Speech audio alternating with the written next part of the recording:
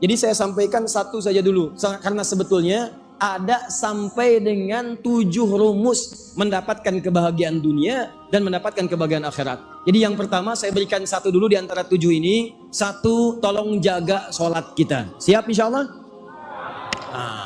Dibuktikan oleh Al-Quran dengan kejadian di masa lalu dan dengan keterangan-keterangan. Dan saya sekarang berikan satu amalan. Ini penting nih. Ustadz, sholat mana yang paling utama? Catat nih. Ada 40 rakaat. 40 rakaat. Anda kerjakan sholat ini 40 rakaat. Kalau Anda konsisten mengerjakannya selama sebulan aja, itu insya Allah akan ada perubahan dalam kehidupan.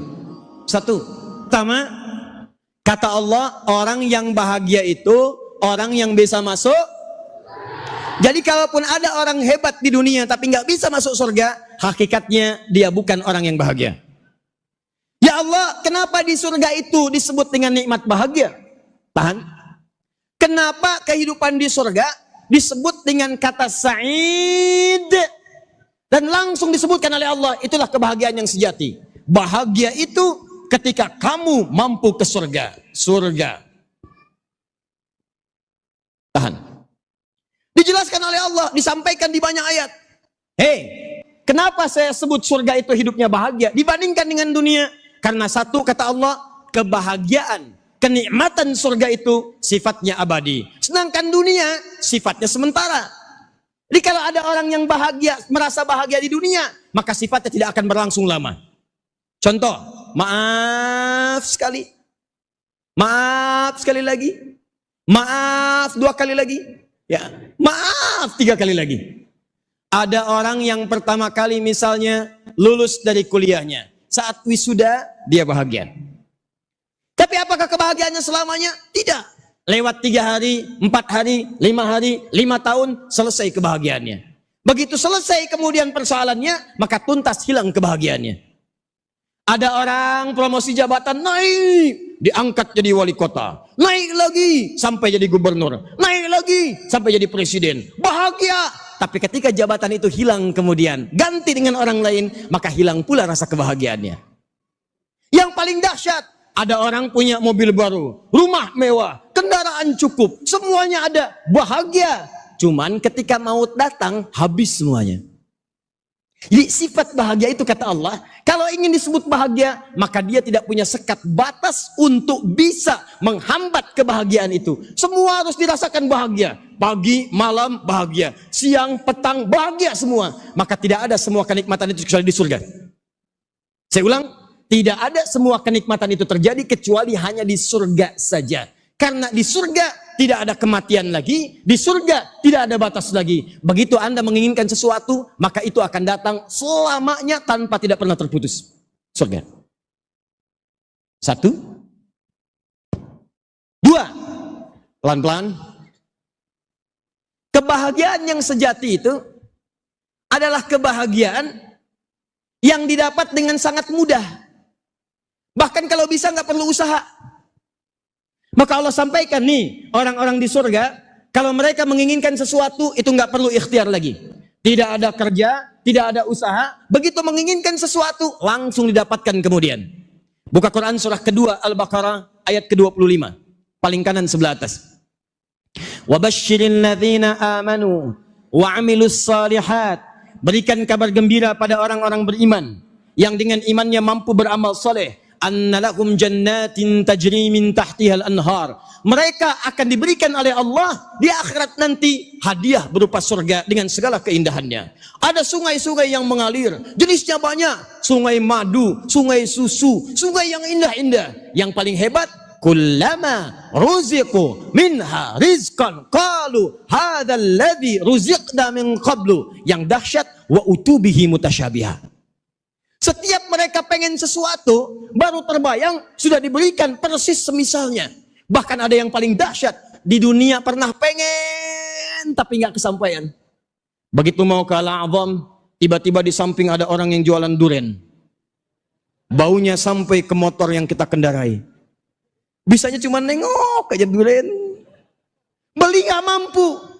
Begitu sampai ke majlis ilmu di Masjid Al-A'zam, masuk dia, zikir, selesai taklim mau pulang, meninggal. Begitu masuk surga, hal pertama yang dia ingat dalam benaknya adalah, ya Allah, duren Masjidil Haram, duren. Itu begitu dia ingat, duren wa utubihi mutasyabiha, sering muncul. Dan itu persis Allahu Akbar. Bentuknya, aromanya, rasanya persis sama. Tidak ada ikhtiar, tidak ada usaha. Ya Allah, saat saya sedang ada di Masjidil Haram, haus ya Allah. Terbayang cincau, terbayang jus alpukat, terbayang jus buah naga, muncul seketika cincau, pling, buah naga, pling, alpukat, pling, ada di depan semuanya. Dan persis seperti yang diharapkan. Ya Allah, saya tuh datang ke Al-Azam dengan harapan mendapatkan jodoh.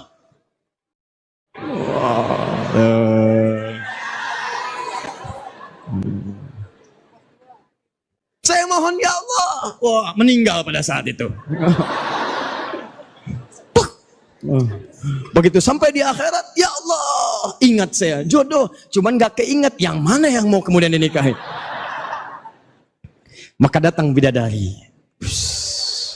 yang kata Quran wajahnya seperti mutiara, gak terbayang. Wah, antum nengok ke kiri jauh, betul. Karena mala ainun ra'at, gak pernah kelihatan di bumi. Wala udhunun sami'at, gak pernah terdengar kisahnya. Wala khatara ala qalbi bashar. Antum melamun pun sekarang, dilamunkan pun seperti ini sekarang, tidak akan pernah sama. Jadi begitu terfikir Allahu Akbar, bling, bidadari nampak. La haula wala quwata illa billah. Bukan satu, bukan dua, paling sedikit 70. Gak percaya? Nanti kita ke surga insya Allah. Kemudian di sebelah kanan saya berbicara, Ustadz, kalau perempuan bagaimana? Maka perempuan akan mendapatkan pangeran-pangeran surga. Amin. Padahal suaminya ada di sini tuh. Luar biasa. Bu, saya tanya nih Bu, Ibu pilih pangeran surga atau pilih suami Ibu? Ayo jujur. Anggap suami nggak ikut hari ini. Saya tanya ulang ya, Ibu pilih pangeran surga apa Ibu pilih suami Ibu? Satu apa dua?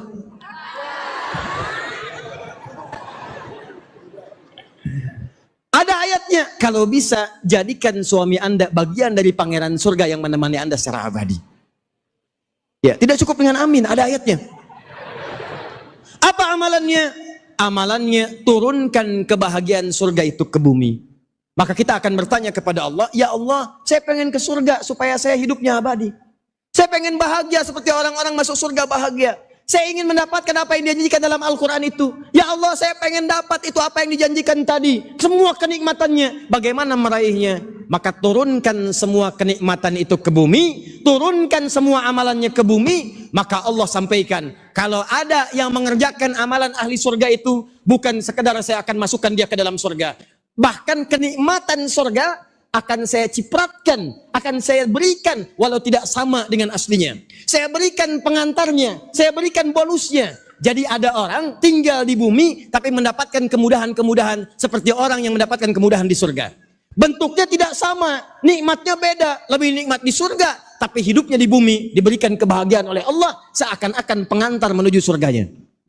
Kalau saya tanya, apakah kita mau mendapatkan kebahagiaan seperti ahli surga? Mau ke surga? Nah, maka sekarang kita akan turunkan amalannya. Amalan apa saja yang saat kita kerjakan memasukkan kita ke dalam surga dengan segala kebahagiaannya, plus diberikan bonusnya oleh Allah saat di dunia. Orang ini hidupnya akan bahagia, hidupnya mudah seperti orang di surga mudah. Saya beri rahasia nih. Tadi kan saya katakan orang di surga itu nggak perlu nyari lagi kan? Mau makan, muncul makanan. Mau minum, datang minuman. Masya Allah. Ada orang yang saat mengerjakan amalan itu di bumi, Allah berikan kemudahannya. Orang ini, orang lain kerja, capek, orang ini tidak. Begitu dia bergerak, tiba-tiba datang rezekinya. Kata Allah, min haitsu la yahtasib. Contoh, ibu kenal Maryam, Siti Maryam? Kenal ibu ini. Luar biasa. Cuma di Al-Azam yang kenal Siti Maryam. Memang luar biasa hari ini, belum saya tulis sudah kelihatan. Maryam kenal. Kenal Firaun? Alhamdulillah. Saya di Sukabumi, luar biasa. Sebelah kanan saya kenal Maryam. Sebelah sana kenal Utsman bin Affan. Sebelah kiri kenal Firaun. Ini masih agak lumayan, Maryam. Ini lihat sini, buka Quran surah ketiga, ayat 35 sampai 37. Paling kiri sebelah bawah, dari tengah ke bawah. Maryam punya bapak, siapa namanya? Imran. Imran punya istri, siapa namanya? Ibu Imran. Paling gampang tuh. Siapa istrinya Nabi Daud? Ibu Daud. Siapa istri Nabi Sulaiman? Ibu Leman. Siapa istri Nabi Ismail? Ibu Mail. Orang Indonesia tuh. Hannah. Imran punya istri namanya Hannah. Dengan Hannah menikah punya anak namanya Maryam. Maryam itu kalau dalam bahasa kita orang yang suci, bersih, dekat dengan Allah, rajin ibadah. Jadi bapak ibunya nyiapin Maryam dari sejak kecil supaya bisa menjadi ahli surga. Apa diantaranya? Didekatkan dengan Allah, rajin dengan ibadah. Begitu didekatkan dengan Allah, dibuatkan mihrab, tempat yang dikhususkan untuk ibadah. Masuk ke mihrab, ibadah. Dilatih ibadahnya oleh seorang yang sangat luar biasa, dekat dengan Allah, ilmunya luas, namanya Zakaria. Zakaria itu pamannya Maryam, ya, kerabatnya Imran. Imran keturunannya dari nanti nyambungnya ke Ishak. Jadi nanti dari Ishak anaknya Nabi Ibrahim, masuk nanti lahir dari Sayyidah Sarah Ishak. Ishak turun Yakub, Yakub turun Yusuf, dari Yusuf nanti ada Musa, ada Daud, ada Sulaiman, nyambung ke Imran, dari Imran ke sampingnya ada Zakaria, turun ke bawah ada Maryam, ke bawah lagi ada Isa alaihissalam. Nabi Isa ke Nabi Muhammad jaraknya 600 tahun. Sebelah kirinya istrinya dari Sayyidah Hajar, turun Nabi Ismail alaihissalam, lahir Nabi Ismail, dari Nabi Ismail menurunkan Nabi Muhammad sallallahu alaihi wasallam. Muhammad SAW bin Abdullah bin Abdul Muttalib bin Hashim bin Abdul Manaf bin Qusay bin Murrah bin Kilab bin Ka'ab bin Ghalib bin Fihir bin Malik bin Nadar bin Kinana bin Khuzaimah bin Mudrikah bin Ilyas bin Nizar bin Mudar bin Ma'ad bin Adnan bin Adri bin Muqawwam bin Nahur bin Tarikh bin Ya'rub bin Yasub bin Nabit bin Ismail alaihissalam bin Ibrahim alaihissalam bin Adhar atau bin Nahur bin Abir bin Kinan bin Arfakhshad bin Sam bin Nuh alaihissalam bin Mihlail bin Matushalah bin Kinan bin Anwas bin Tis bin Adam alaihissalam. Ulangi.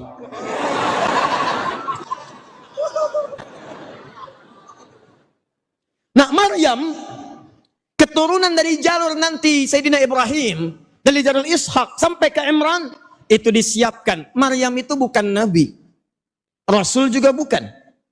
Beliau manusia biasa. Kenapa disiapkan manusia biasa? Untuk menjadi contoh bagi kita.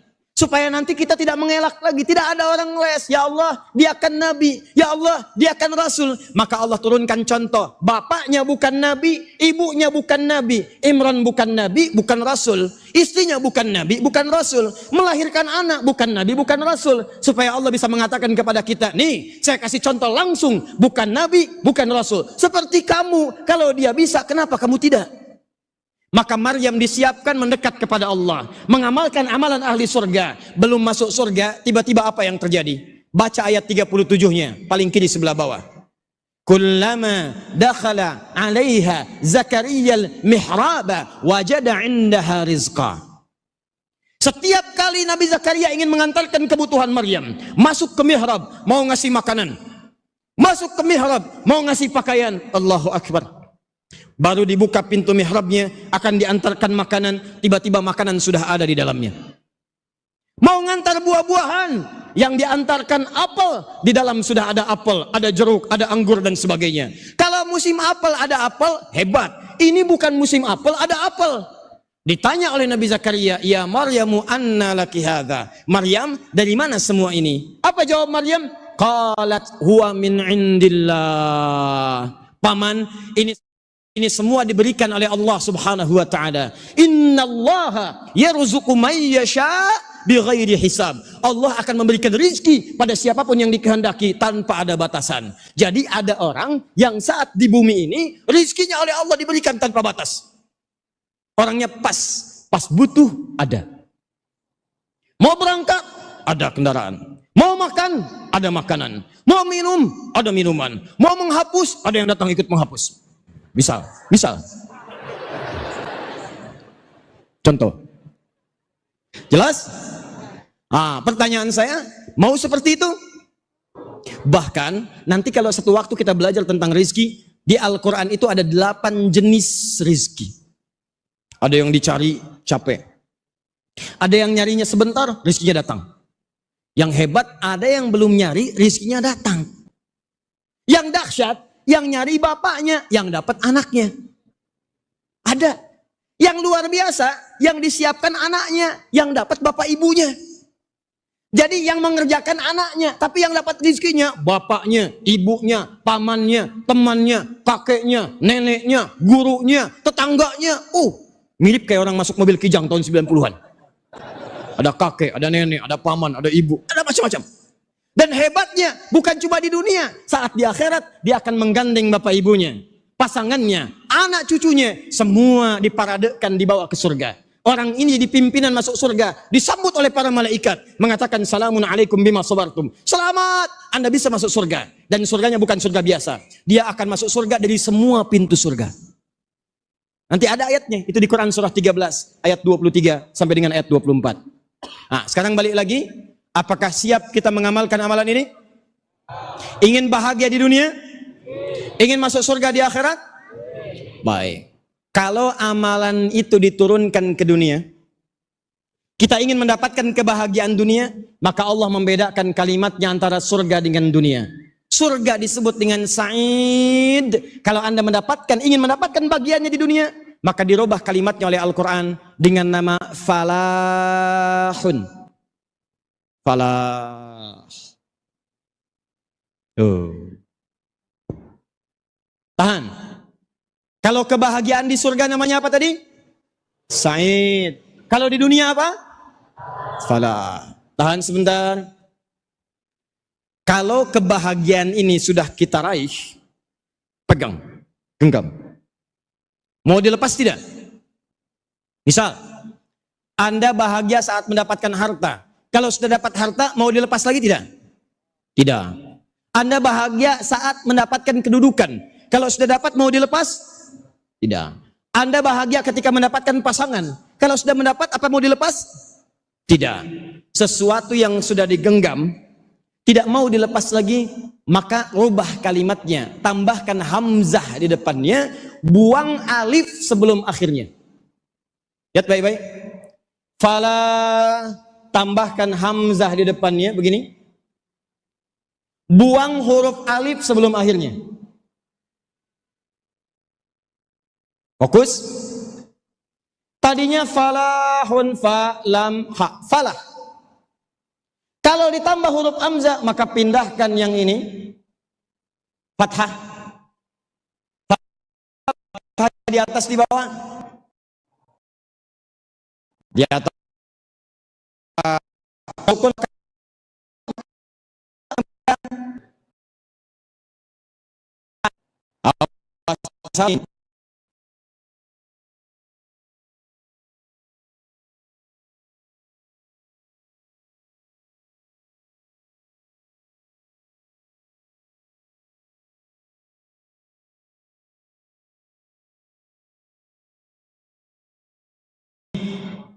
Kata, saya ke Garut.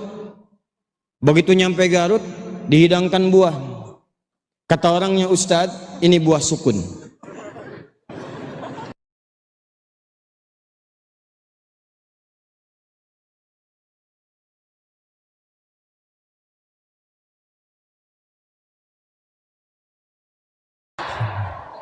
Bisa setiap membahas harokat, ingat aja itu tuh.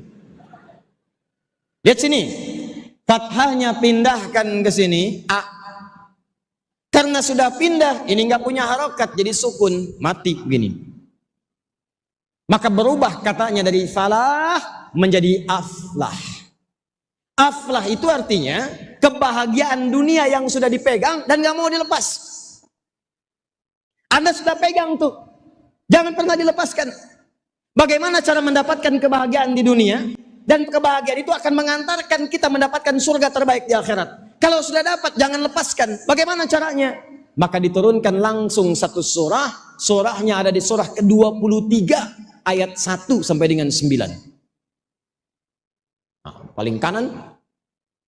Kita lihat. Lihat sini. Quran surah ke-23 ayat 1 sampai 9. Yuk lihat baik-baik, pelan-pelan. Ini kita masuk ke intinya nih.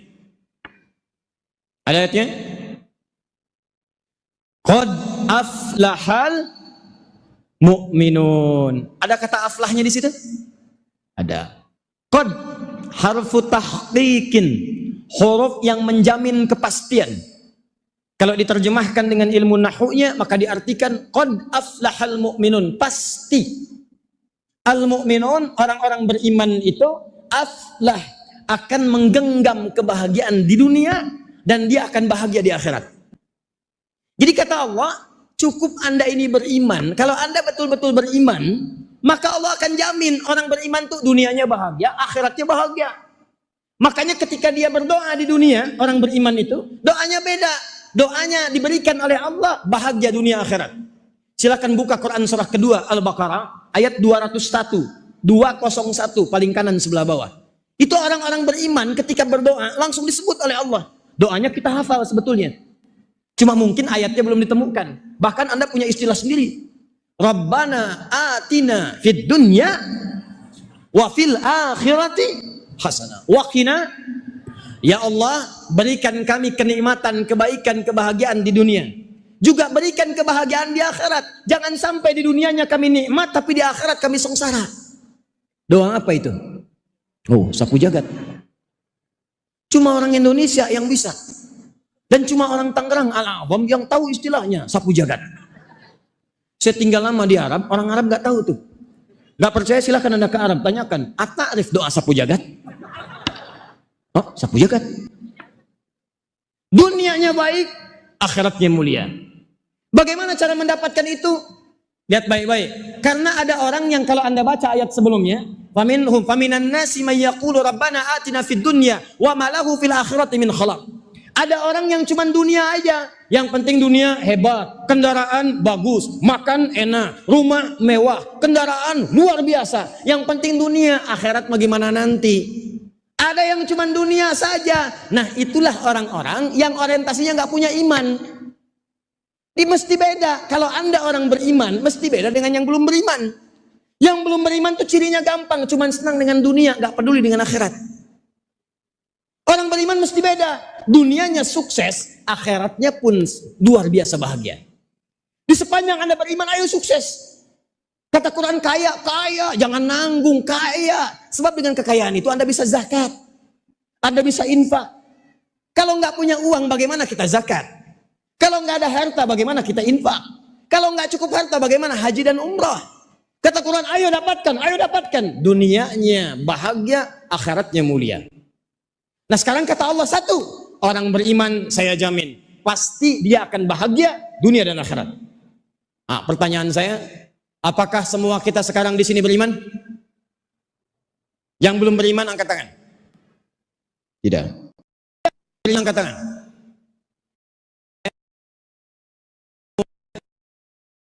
Tahan. Turun. Pas semuanya bahagia. Ayo. Jangan-jangan di kantor Anda hebat, di rumah Anda gelisah. Jangan-jangan di rumah Anda bahagia, tapi pekerjaan Anda punya masalah. Jangan-jangan di rumah bagus, di kampus ada persoalan. Jangan-jangan di kantor hebat, di rumah bagus, tapi dengan tetangga punya persoalan. Kata Quran beda, orang beriman tuh dimanapun dia menapak, dimanapun dia tinggal, maka dia mendapatkan kebahagiaan yang hakiki. Pertanyaannya, Ustadz, kalau ada orang mengaku beriman, tapi belum sempurna kebahagiaannya, maka apa masalahnya? Apa amalan yang kurang? Apa persoalannya? Kata Allah, boleh jadi dia tidak mengamalkan rumus-rumus kebahagiaan yang disebutkan dalam Al-Quran. Sekarang lihat baik-baik, rumus yang pertama. Saya cukupkan sampai sini nanti, rumus pertama. Kalau nanti ada pertanyaan kita diskusikan, kalau tidak ada kita nanti detilkan. Perhatikan baik-baik, ini yang paling penting nih. Dari sekian apa yang saya sampaikan. Satu, amalan pertama. Kalau Anda ingin bahagia dunia, termasuk sukses pekerjaannya, di rumah tangga bahagia, Maaf, di rumah bahagia, kantor bahagia, di kampus juga senang, di kehidupan sosial senang. Amalan pertama kata Allah, perhatikan baik-baik, perhatikan ayat keduanya. Qad aflahal mu'minun, ayat keduanya, alladzina hum fi salatihim khashi'un. Khashi'un. Satu, amalan pertama. Tahan. Jika Anda ingin masuk surga, bahkan surganya surga Firdaus. Karena nanti di ayat yang ujungnya dari 9 itu, begitu nyampe ke ayat itu akan disebutkan ulaika humul warithun alladzina yarithuna al-firdausa hum fiha khalidun. Orang ini di akhirat surga besar Firdaus. Akhirat surga dunianya. Satu kata Allah, tahan, orang ini saat di dunia khusyuk salatnya. Salat.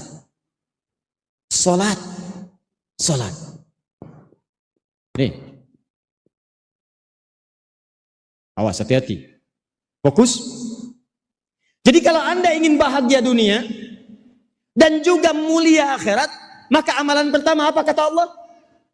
Salat, Pak. Bu, salat. Jadi yang dikejar-kejar itu bukan cuma mohon maaf jabatan, harta. Orang sekarang banyak yang salah. Pengen bahagia banyak mengejar harta. Nih saya kasih tahu ya, rizki kita itu sudah diatur oleh Allah. Anda tinggal bergerak saja, rizki diberikan. Dan tidak akan pernah berkurang pas ukurannya. Itu ada ketentuannya di Quran. Quran surah ke-51 ayat 22. Kata Allah, wa fis samai rizqukum wa ma tu'adun. Kamu jangan takut tentang rizki. Rizki kamu itu sudah saya tetapkan, akan saya berikan, gak akan pernah tertukar. Boleh ada putri yang tertukar, ada. Menteri yang ditukar, ada. Tapi tidak ada rizki yang tertukar. Setiap kita itu sudah pasti takarannya jelas. Ada yang 1 miliar, ada yang 100 miliar, ada yang 1 triliun. Anda mau kerja apa aja, sepanjang bergerak, maka rizki akan turun kepada Anda. Nih, kalau nggak percaya ya, buka Quran surah 11 ayat yang ke-6. Saya kasih contoh nih. Wa ma min dabbatin fil ardi illa 'ala Allahi rizquha.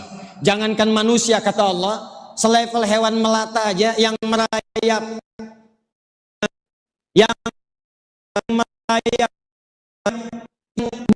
yang bahkan gerakannya lambat. Jangankan manusia, hewan melata saja saya telah tetapkan rizkinya.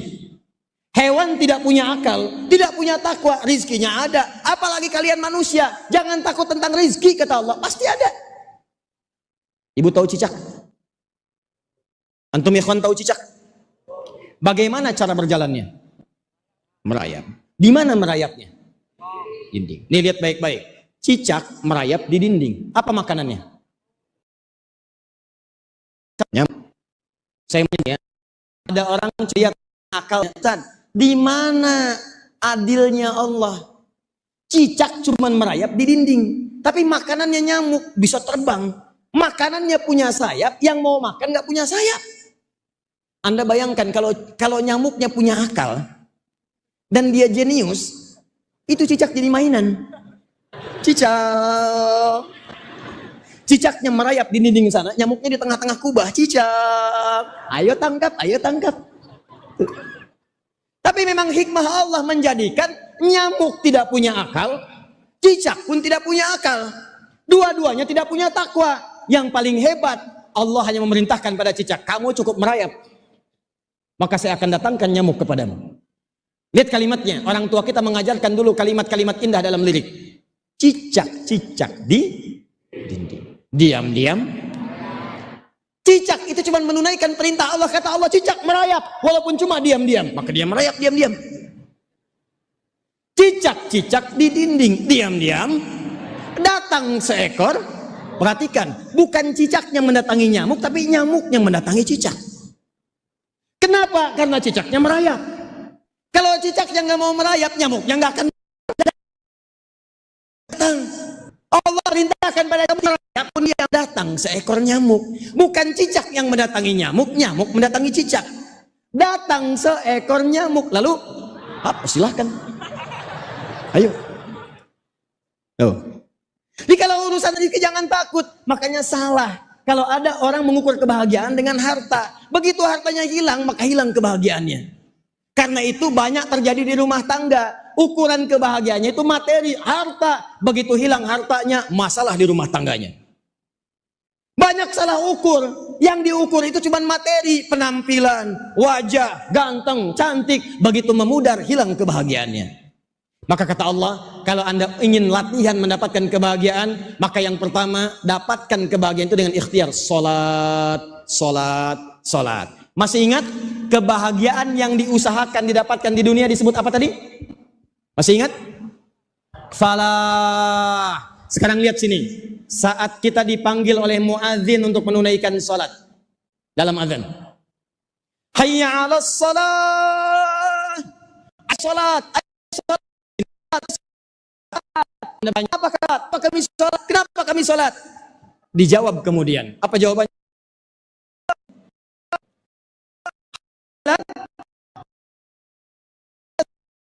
Allah.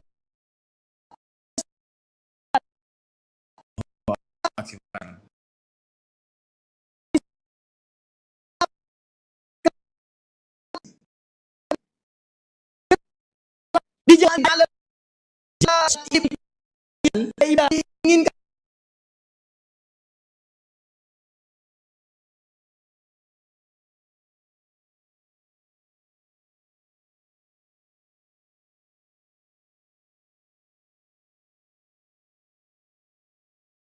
itu, maaf, orang yang tahu kalau Anda diminta sholat itu diajak untuk bahagia, maka demi Allah saya katakan tidak akan pernah ada orang meninggalkan sholat. Jadi kalau cara berpikir kita sholat itu cuma beban, kalau cara berpikir kita sholat itu beban, takbir, salam, wudhu, sholat, selesai sholat datang sholat lain. Kalau cuma mikirkan beban ibadahnya,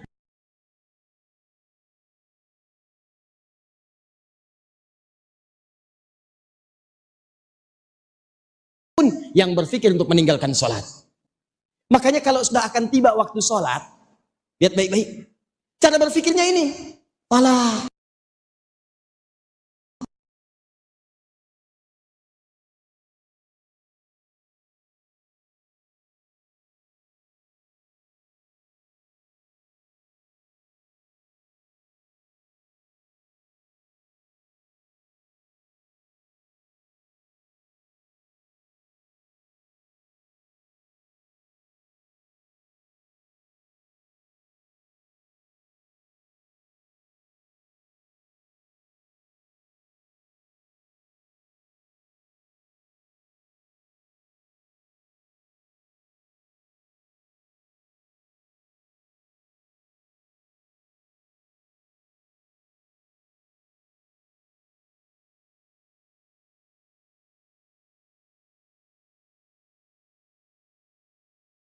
sholatnya benar, hadis qudsi. Kemudian saat Al-Fatihah dia baca benar, maka seketika akan dikabulkan apapun yang diminta. Sebentar, buka Quran surah ketiga, ayat 38 sampai 39, paling kanan sebelah atas. Quran surah 3, ayat 38 sampai 39. Pelan-pelan. Saya berhenti 10 menit lagi, kemudian kita diskusi ya.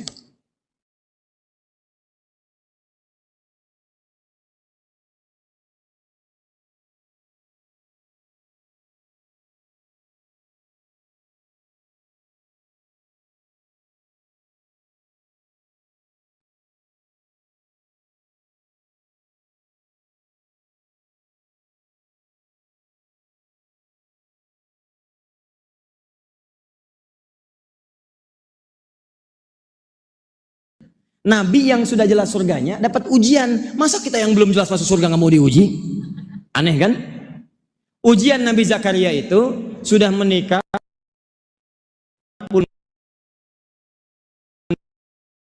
tahun, sudah sepuh,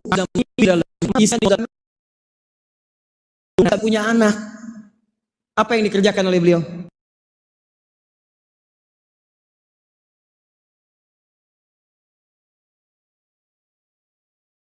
hanya di zaman Nabi Muhammad, zaman sebelumnya sudah ada. Cuma di zaman Nabi Muhammad lebih sempurna caranya.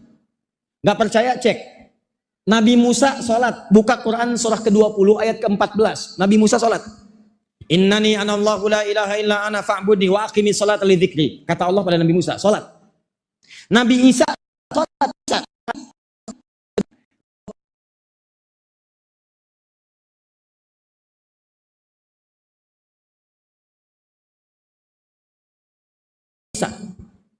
Nabi Ismail sholat, buka Quran surah ke-19 ayat 55, bahkan minta keluarganya sholat. Wa kana ya'muru ahlahu bis sholat. Hei keluargaku, sholat, sholat, sholat, sholat.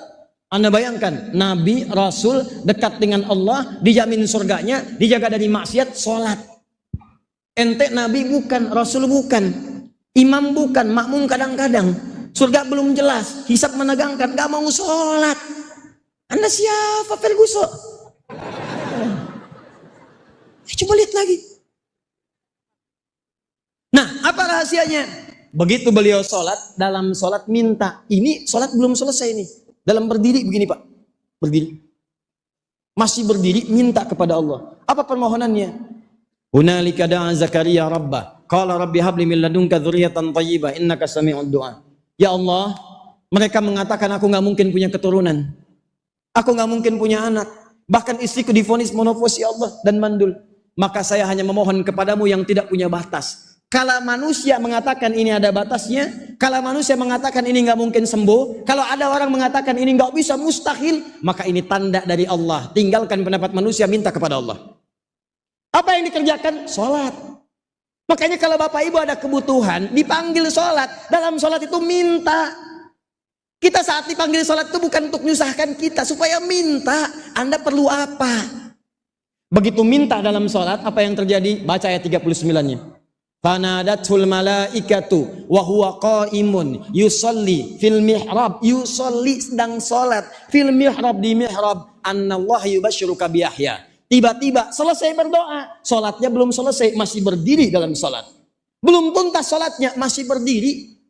Turun malaikat menyampaikan, Annallaha yubasyiruka bi Yahya. Allah kasih kabar gembira, Anda akan punya anak, langsung namanya diberikan Allah, Yahya. Yahya itu artinya hidup. Kata Allah, hei, kata manusia kan mustahil. Ada bayi lahir dari rahim seorang perempuan yang monopos dan mandul, bayi yang hidup. Hei, aku tetapkan, tidak ada yang mustahil bagiku. Lahir dan hidup dia, namanya Yahya. Umat Nabi Muhammad, Nabi Zakaria sholat, berdoa dikabulkan. Umat Nabi Muhammad, karena nabinya istimewa, sebelum sholat langsung ditunggu oleh Allah. Mau minta apa dalam sholat?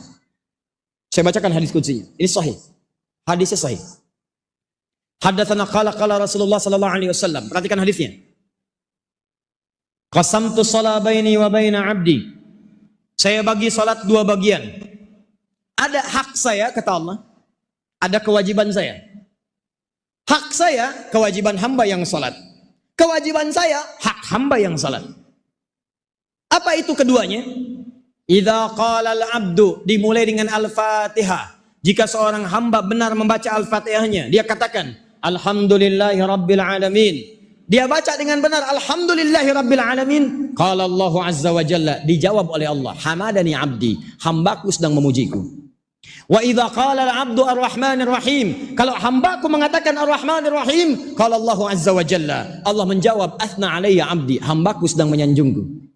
Wa idza qala al-'abdu Malik yaumiddin, kalau hamba berkata Malik yaumiddin, qala Allah Azza wa Jalla majjadani abdi, kata Allah hambaku sedang mengagungkanku. Sekarang perhatikan rahasianya. Wa idza qala al-'abdu, kalau hamba membaca, perhatikan baik-baik, iyyaka na'budu wa iyyaka nasta'in. Iyyaka na'budu, ya Allah, sekarang kami sedang ibadah, kami salat kepadamu. Karena ibadah itu disebut dengan sholat. Contohnya di dalam Quran. Kami ibadah. Apa makna ibadah? Sholat. Dari mana taunya? Buka Quran surah ke-20 ayat ke-14. Kata Allah, fa'budni, sembah saya ibadah. Bagaimana caranya? Wa aqimis sholat, tunaikan sholat. Kita katakan, iyyaka na'budu ya Allah, sekarang kami sedang sholat. Wa iyyaka nasta'in, dan kami sedang butuh pertolongan. Kami minta ya Allah, kami minta, kami mohon. Nah, Anda saat menyebutkan iyyaka nasta'in itu di hati minta apa? Sedang ada kebutuhan apa? Apa jawabannya? Begitu Anda benar bacaannya, kata Allah, perhatikan hadis kutsinya. Hadza baini wa baina abdi. Ini perjanjian antara aku dengan hambaku. Wali abdi, kalau hambaku benar sampai sini salatnya, baru sampai bacaan tadi, masalah apapun yang dia minta, aku akan kabulkan sekarang. Apapun yang diminta, dikabulkan seketika. Makanya tidak ada nabi, orang soleh, sahabat, tabi'in, dan seterusnya, kecuali dalam salatnya mereka meminta semua yang diinginkan dalam kehidupan dunia akhiratnya. Karena itu, saya tutup, orang yang sholatnya benar, awas hati-hati, orang yang sholatnya benar, langsung dijanjikan oleh Allah, di dunianya mendapatkan 5 kebahagiaan. Yang tidak didapatkan oleh orang yang tidak sholat. Cepat. 1, orang sholat, hatinya akan selalu tenang. Saya ulang, orang sholat, hatinya akan selalu tenang. Itu ada di Quran surah ke-13 ayat ke-28. Ditafsir di Quran surah ke-20 ayat ke-14. Ala bi dzikrillahi tatmainnul. Yakinkan pada dirimu kalau zikirmu benar kepada Allah, hatimu akan tenang. Sedangkan zikir dalam Al-Quran itu diantara ibadahnya disebut dengan sholat. Diantara maknanya, wa aqimis sholata li dzikri, tunaikan sholat sebagai zikir kepadaku. Kata Allah, apa manfaat zikir itu? Manfaat zikir itu memberikan ketenangan pada hati. Jadi kalau orang biasa sholat dengan baik, hatinya tenang.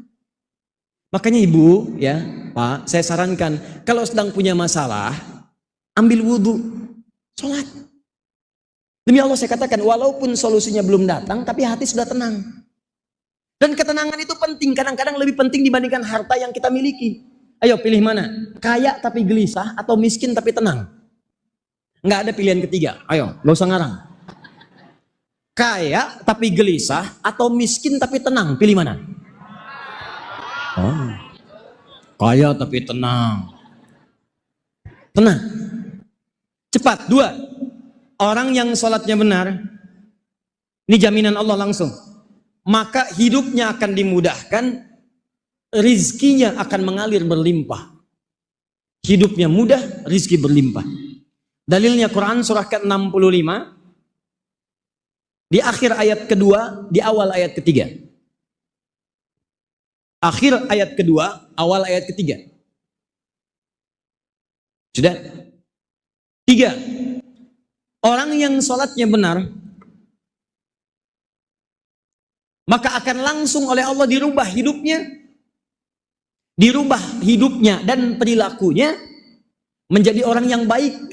Baik gitu. Kalau jadi pejabat, pejabat yang baik. Jadi hartawan, hartawan yang baik. Maaf, jadi guru-guru yang baik. Jadi suami-suami yang baik. Makanya ulama sekarang mengatakan kalau Anda ingin mendapatkan orang terbaik di rumah tangga, maka yang pertama lihat agamanya, lihat sholatnya, lihat Qurannya. Sekarang orang, para kiai itu kunci anaknya kalau sedang dilamar orang ditanya Qurannya. Datang 3 orang kalau masa orang kiai memperebutkan anaknya. Begitu kemudian mengajukan lamaran, kata kiainya, Anda yang pertama, rahmatullah, siapa namanya? Anas Pak. Baca surat An-Nas. Baca. Lihat makhrajnya, bagus. Ada yang kedua, siapa namanya? Torik Pak, Torik. Baca surat At-Torik. Baca. Bagus. Kalau ada yang ketiga, siapa namanya? Wajahnya pucat. Saya Imran Pak. Udah pucat. Pak Kiai udah mau begini, tiba-tiba dipotong. Tapi panggilan sehari-hari kulhu Pak. Panggilan sehari-hari kulhu. Cepat ya. Dalilnya Quran surah ke-29 ayat ke-45. Orang yang sholatnya benar pasti jadi orang baik. Orang baik itu kalau dibawa kemana-mana enak hidupnya. Dapat istri yang baik, enak. Anak yang baik, enak. Suami baik, enak. Ayah yang baik, enak. Ibu yang baik, enak. Teman yang baik, enak. Di sumber kebahagiaan diantaranya mendapatkan orang-orang baik di sekitaran kita. Ya. 4. Orang yang sholatnya benar, dijamin oleh Allah semua doanya itu cepat dikabulkan. Sepanjang itu yang dia butuhkan. Semua doanya cepat dikabulkan. Sepanjang itu yang dia butuhkan. Dalilnya Quran surah ketiga ayat 38 sampai 39. 5 terakhir. Orang yang sholatnya benar dijamin oleh Allah semua pekerjaannya akan sukses dan melahirkan kebahagiaan. Di orang ini kalau kerja apapun sepanjang dia kerjaannya benar itu selalu sukses. Silahkan Anda cek rahasianya. Kenapa di zaman Nabi amalan pertama yang diajarkan sholat? Bukan zakat, bukan puasa, bukan haji, sholat. Setahun sebelum hijrah semua sahabat Nabi diajarin sholat. Dan silahkan Anda cek dari 40 orang yang belajar dengan Nabi di fase Mekah, di rumah Arkom bin Abi Arkom, di situ ada calon pengusaha, ada calon birokrat, ada calon diplomat. Demi Allah saya katakan, alumni madrasah Nabi 40 orang, kemanapun mereka melangkah, apapun pekerjaannya, semuanya sukses. Silahkan cek. Imam An-Nawawi menulis bab khusus, kalimat khusus di kitabnya At-Tibyan tentang amalan para sahabat. Utsman bin Affan, orang sukses, hartanya banyak. Abdurrahman bin Auf, Tamim Ad-Dari. Apa amalan utamanya? Kata Imam An-Nawawi, rahasia mereka selalu memaksimalkan sholat. Mereka nggak pernah ketinggalan tahajud. Malam-malam bisa tahajud sampai khatam Al-Quran. Tuh. 5. Nah, maksud saya, sebelum kita akhiri, jika kita tiap hari sholat 5 waktu, tambah amalan sunnah, tidak mendapatkan satu dari yang 5 ini. Kalau orang nggak sholat nggak dapat, biarin aja karena nggak sholat. Tapi kalau ada orang sholat nggak dapat, dia sholat tapi masih berbuat yang tidak baik. Dia sholat misalnya tapi masih sering gelisah. Dia sholat tapi tidak bahagia. Dia sholat tapi tidak sukses. Dia sholat tapi doa tidak dikabulkan. Maka apa yang salah? Ini yang kita koreksi. Jangan-jangan kata Allah dalam Al-Quran, orang kalau sholat tidak dapat 5 ini, maka masalahnya satu di antara 2. Satu, orang sholat itu boleh jadi tidak khusyuk dalam sholatnya. Satu, tidak khusyuk dalam sholatnya. Dalilnya Quran surah kedua Al-Baqarah ayat ke-45 sampai 46. Bahkan kata Nabi di riwayat hadis Abu Daud, ya di Abu Daud, ada orang yang baru takbir aja sudah kelihatan gak khusyuk. Nih Bu, Pak ya. Waktu kita takbir dan mengucapkan Allahu Akbar, itu kata Nabi, orang yang tidak khusyuk itu langsung gampang kelihatan, digoda oleh setan. Kata setan, ingat ini ya, ingat itu ya. Sholat itu saking luar biasanya, Anda baru takbir begini nih. Sebelum sholat khusyuk, fokus. Begitu Anda takbir Allahu Akbar, kata Nabi, setan akan membisikkan di kepalanya, ingat ini, ingat itu. Makanya nanti pas sholat asar, kalau nggak percaya, nanti akan terbukti tuh. Begitu Anda takbir Allahu Akbar, lisannya Allahu Akbar, di kepalanya motor, WhatsApp belum dibalas, status media sosial belum diupdate, di luar mie tek-tek belum dibeli.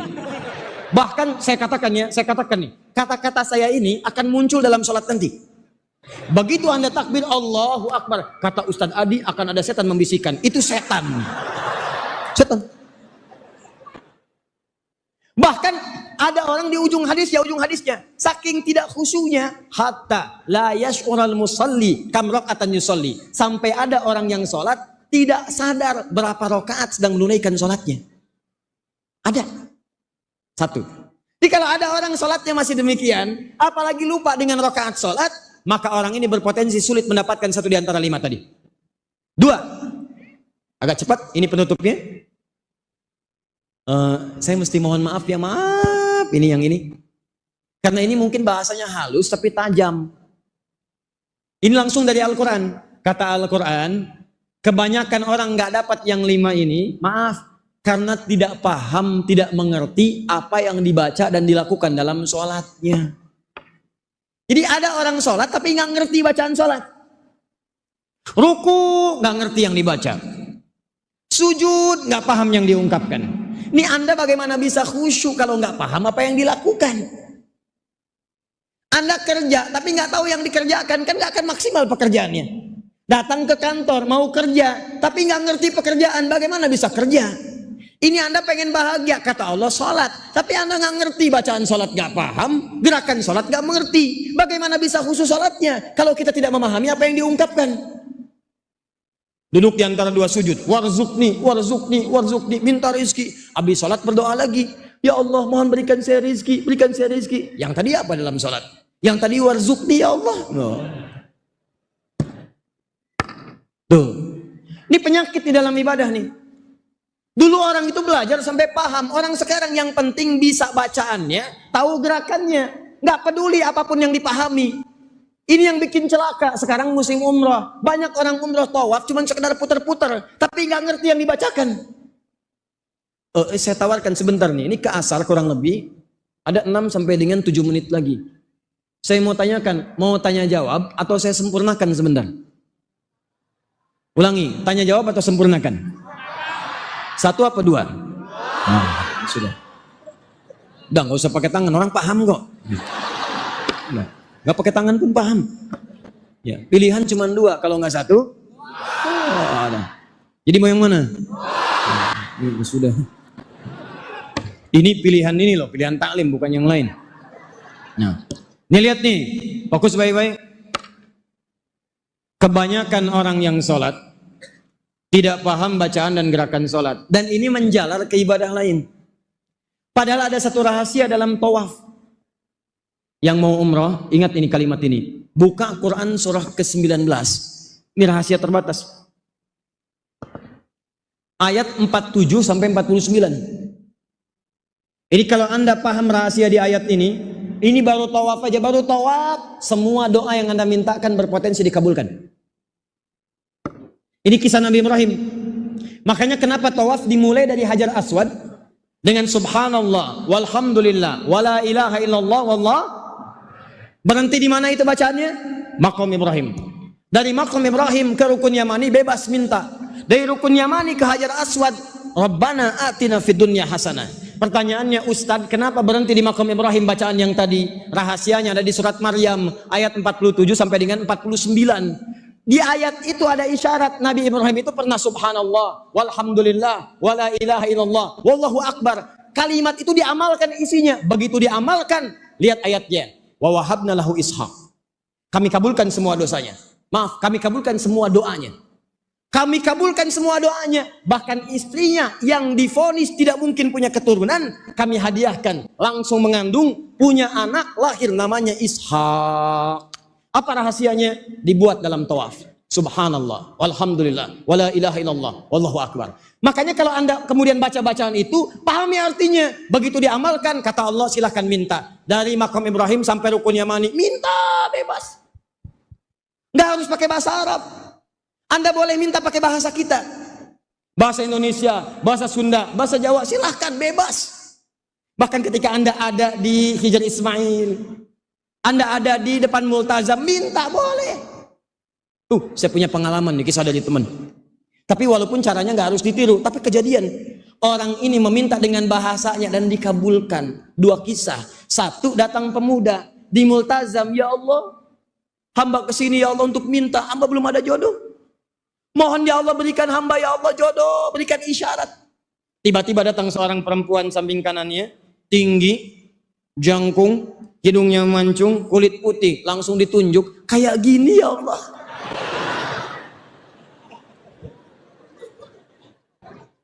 Memang cara dia berdoa agak unik, orang bisa tertawa. Tapi saat pulang dari situ, nikah dia Pak. Walaupun bukan dengan yang tadi. Minta. Ada lagi yang kedua, ya Allah, hamba datang ke sini ya Allah banyak utang. Engkau tahu berapa banyak utang hamba ya Allah. Hamba juga punya catatan. Kalau tidak percaya, ini catatannya ya Allah. Tempel sama dia tuh. Walaupun membuat Anda tertawa, tapi dia meminta dengan cara yang benar. Apa yang dia pahami. Ini yang jarang terjadi. Yang nggak bisa umrah, nggak bisa haji, minta dalam sholat. Ada bacaan pakai bahasa Arab. Rabbighfirli warhamni wajburni warfa'ni warzuqni. Ada yang Allahumma ba'id, ada yang wajjahtu, subhanarabbiyal azim, subhanarabbiyal a'la. Bacaan semua. Ada yang dibaca dalam hati saat sujud minta. Makanya Nabi itu saat sujud itu lama. Gitu. Ini orang sekarang ada yang sujudnya lama, lebih lama daripada Nabi. Nabi sudah bangun, dia begini aja. Ketiduran. Orang berdoa dia tidur.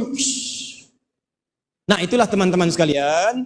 Jadi saya sampaikan satu saja dulu. Karena sebetulnya ada sampai dengan 7 rumus mendapatkan kebahagiaan dunia dan mendapatkan kebahagiaan akhirat. Jadi yang pertama saya berikan satu dulu di antara 7 ini. Satu, tolong jaga sholat kita. Siap insya Allah?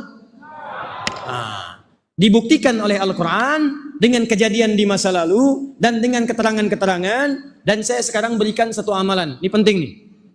Ustadz, sholat mana yang paling utama? Catat nih. Ada 40 rakaat. 40 rakaat. Anda kerjakan sholat ini 40 rakaat. Kalau Anda konsisten mengerjakannya selama sebulan aja, itu insya Allah akan ada perubahan dalam kehidupan. 1. 17 rakaat sholat fardu. Ya, kita mau berakhir. 17 rakaat sholat fardu. Yang wajib. Rumusnya 2, 4, 4, 3, 4. 2 sholat subuh, 4 sholat zuhur, 4 sholat asar, 3 sholat maghrib, 4 sholat isya. 2, 11 rakaat sholat malam, tahajud. Kita agak cepat. 11 rakaat sholat malam, tahajud. Di tahajud itu standarnya 11. Kalau mau 23 silahkan. Tapi latihan yang standar dulu, 11. Dalilnya Al-Bukhari, nomor hadis 2008. Paling kanan sebelah bawah dari Sayyidah Aisyah. 3 12 rakaat rawatib.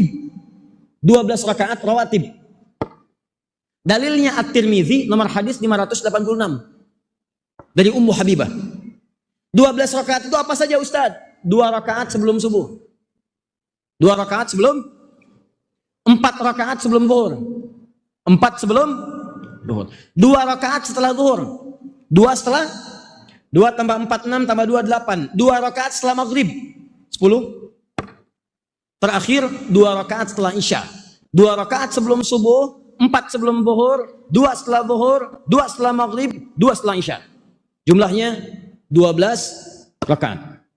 17 tambah 11 berapa? 28. 28 tambah 12 berapa? 40 rakaat. Tolong jaga 40 rakaat ini, tunaikan siang dan malam dengan benar, maka insya Allah seperti sahabat diwasiatkan oleh Nabi, mereka mengerjakannya dan mendapatkan kemudahan hidup dunia akhirat, maka insya Allah antum pun mendapatkan bagian dari itu semua. Karena ini sudah masuk waktu asar dan kita harus praktekkan, maka tidak ada yang paling baik kecuali kita menutup dengan doa. Ya, ada 3 cara berdoa dari Nabi. Pertama, cukup dibacakan hamdalah. Kedua, baca doa kifaratul majlis. Ketiga, Nabi kadang berdoa, sahabat mengaminkan. Kita insya Allah menggabungkan ketiganya, mudah-mudahan mendapatkan barokah dari doa yang kita bacakan insya Allah. Baik, kita mohon teman-teman sekalian, dan tadi saya sampaikan di awal, ada hadis yang insya Allah malaikat mengaminkan doa kita. Alhamdulillahi Rabbil Alamin. Hamdan syakirin, hamdan na'imin, hamdan yuafi ni'amahu yukafi mazidah. Ya Rabbana lakal hamdu wa lakal syukru kama yanbaghi li jalali wajhikal karim wa li 'azimi sultanik. Allahumma salli wa sallim wa barik ala habibikal karim rasulikal mustafa al-amin sayyidina Muhammadin wa ala alihi wa sahbihi ajma'in. Allahumma rabbana la tada' lana fi maqamina hadha wa fi kulli maqamin dhanban illa ghafartah. Ya Allah, kami mohon kepadamu, jika ada yang datang ke masjid ini, datang membawa lumuran dosa, jangan biarkan dia meninggalkan masjid ini kecuali Engkau telah ampuni segala dosa-dosanya. Allahumma wala hamman illa farajtah. Jika ada yang datang ke masjid ini membawa kegelisahan, jangan biarkan dia meninggalkan masjid ini kecuali Engkau telah tenangkan keadaan hatinya. Allahumma wala asiran illa yassartah. Jika ada yang datang ke masjid ini ya Allah membawa kesulitan dalam hidupnya, jangan biarkan dia meninggalkan masjid ini kecuali Engkau telah mudahkan kesulitan hidupnya. Allahumma wala maridan illa syafaitah. Jika ada yang datang ke masjid ini membawa penyakit atau keluarganya atau kerabatnya, maka mohon sembuhkan dan angkat segala penyakitnya. Allahumma taqabbal minna innaka antas samiul alim wa tub alaina innaka antat tawwabur rahim.